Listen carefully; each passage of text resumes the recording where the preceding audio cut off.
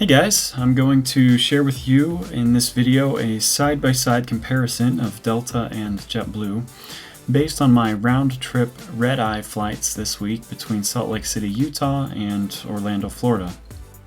I flew Delta to Orlando, stayed a few days for the theme parks, and flew JetBlue back to Salt Lake. Both planes were about the same size, 6 seats with an aisle in the middle, and I flew economy on both. To start off, here's a quick overview of each airline.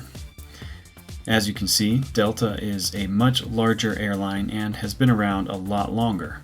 So it's not necessarily an equal comparison between the two because Delta has more experience and resources in the industry.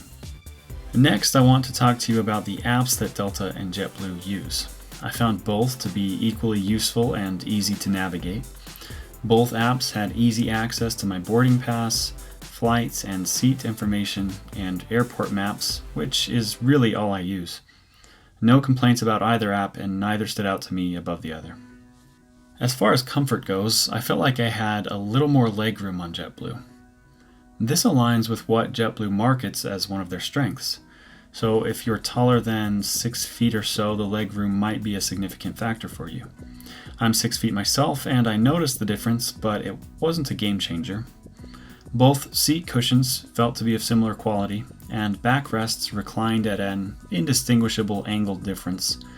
But overall, JetBlue felt a bit more comfortable, and I was able to sleep easier. My neck didn't feel as craned on JetBlue as it did on Delta. I had a neck pillow, and my head rested a bit easier on JetBlue.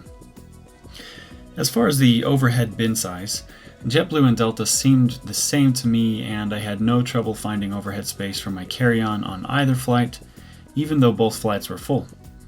My Delta flight was a little warm, and I rolled up my pant legs to cool down near the end of the flight, but JetBlue felt comfortable temperature-wise the whole trip.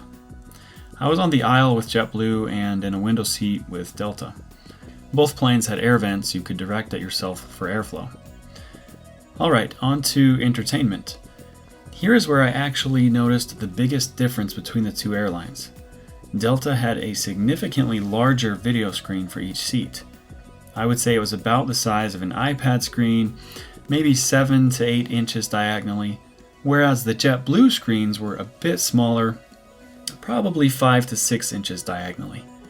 On Delta, I could choose from 106 movies, many of them being newish releases, whereas on JetBlue, I had the option between Sirius XM radio or about 40 of the most popular direct-TV channels.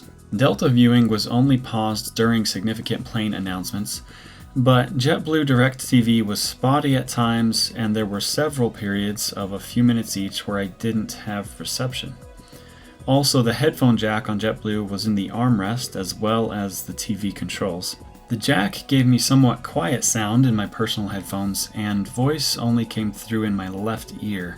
It was a bit awkward and tight using the controls on the armrest, and I had to arch my arm to access them, or use my opposite arm and reach over my body, which is what I usually did. The Delta screen was a touch screen, so I didn't have this problem. I like looking at the flight tracker during flights, and on JetBlue it was just a channel which had 3 different views of different zoom levels that it cycled through in between ads. On Delta, the flight tracker is an interactive map, which I thought was nice. For crew professionalism, I don't have much to say here other than what might be expected. Delta boarding felt more seamless and organized than JetBlue, and the crew of Delta seemed more seasoned and generally more professional. It wasn't that the JetBlue crew wasn't good, but I could tell the difference. It's hard to pinpoint exactly. For the cost, it seems to depend. Delta was cheaper from Salt Lake to Orlando, while JetBlue was cheaper from Orlando to Salt Lake, which is why I had the flights that I did. So from this experience, they seem to be comparable. Moving on, snacks were quite different between the two airlines. Delta offered me soda once throughout the flight, and I got some small cookie bars as well. For the drink, they gave me a cup and filled the cup with soda, which was about half of a 12-ounce can.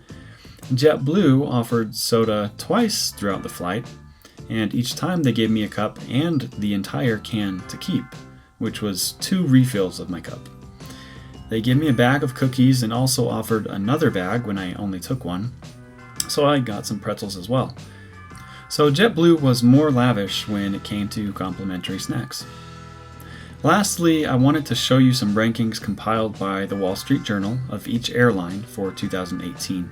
I'll include the link for this data in the description if you're interested. Of the 8 major airlines, this is how Delta and JetBlue ranked for 2018.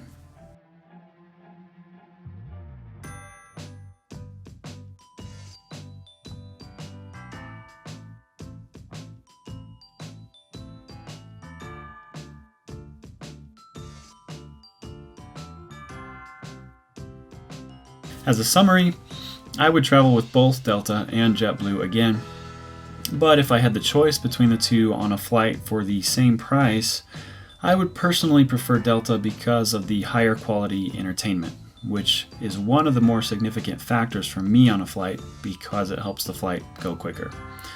Alright, I hope that review is helpful to you. Happy flying!